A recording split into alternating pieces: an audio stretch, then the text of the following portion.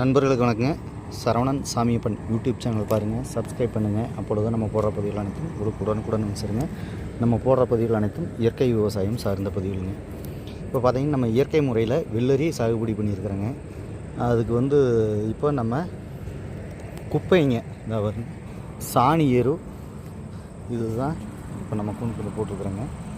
இதுதான் இப்போ நம்ம சாக்கில் அள்ளி அதுக்காக கொடுக்குறோம். இப்போ பார்த்திங்கன்னா ஏற்கனவே பூச்சி தாக்குதல் இருக்குதுன்னு சொல்லிவிட்டு அதுக்கு சாம்பல் தூவிடணுங்க. உங்களுக்கு நல்லா தெரியும், அந்த சிகப்பு வண்டெல்லாம் இருக்குது அப்படின்னு சொல்லிவிட்டு சாம்பல் தூவிடணுங்க. அந்த சாம்பல்லாம் உங்களுக்கு கிடக்கும், அந்த இடமெல்லாம் பார்த்திங்கன்னா கிடக்கும். அதில் கொஞ்சம் இந்த வெயில் தாக்கத்தினால சாம்பல் படமுடி அந்த செடியெல்லாம் பார்த்திங்கன்னா அப்படியே கருவி இருக்குங்க. உங்களுக்கு அது நல்லா தெரியும், கண் கூட பார்த்திங்கனாவே தெரியும். இது மாதிரி ஆயிருக்கு செடி எல்லாமே, அந்த இலைகள் பூரா கருவி இருக்குங்க. நிறைய இடத்துல செடியிலே பூரா அப்படியே ரொம்ப கருகி இருக்கும். அந்த கிளைமேட்டினுடைய வெயில் தாக்கம் ஒத்துக்காமல் இந்த சாம்பலும் சூடும் நம்ம அந்த பூச்சி தாக்குறதுக்காக இதை போட்டோம். இதை போட்டதுனால இதெல்லாம் கருகி இருக்குங்க.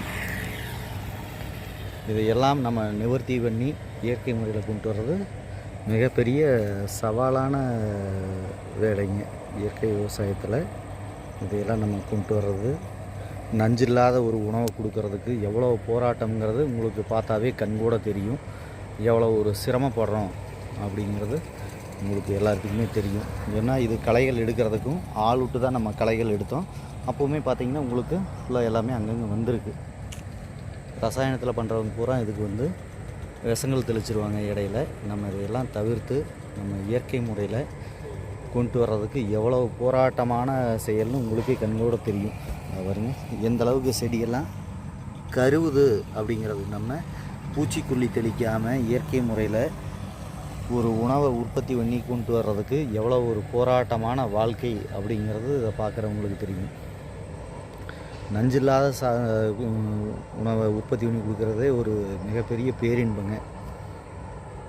அதனால் அதை நுகர்வோருக்கு கடைக்கோடி வரை சென்று சேரணும் அப்படிங்கிறத நம்மளுடைய நோக்கம். அதுக்காக நம்மளே எல்லா பொருளையும் நம்மளே நேரடியாக நுகர்வோருக்கு கொண்டு போய் சேர்த்திட்ருக்குறோங்க. இல்லைன்னா இது இடைத்தரகர்கிட்ட போச்சுன்னா அது வேறு ரேட்டுங்க. அதனால் உற்பத்தியாளர் நுகர்வோர் 2 பேரும் தான் இருக்கணும்னு சொல்லி தான் நம்ம போராடி அந்த இதை செஞ்சிட்ருக்குறோங்க. அந்த பணியை சிறப்பாகவும் செம்மையாகவும் செஞ்சிட்ருக்குறோம்.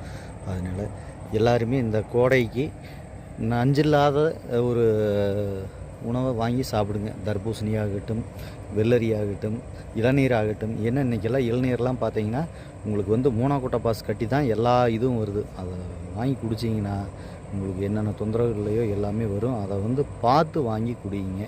தர்பூசணி, வெள்ளரி எதாக இருந்தாலும் அதுக்கெல்லாம் அடிக்கிற பூச்சிக்கொல்லி மருந்துகள் அளவு தளவு இல்லாமல் அடிச்சிட்ருக்குறாங்க.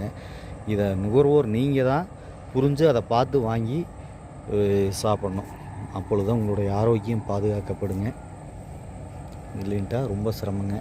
அதனால் எல்லாருமே இயற்கை விவசாயிகளை ஆதரிங்க, இயற்கை விவசாயிகள்கிட்ட பொருள் வாங்குங்க. உங்களுடைய ஆரோக்கியம் பாதுகாக்கப்படுங்க. அதனால் எல்லாருமே இயற்கை விவசாயம் செய்வோம், நம்ம இயற்கையை பாதுகாப்போங்க. நன்றிங்க.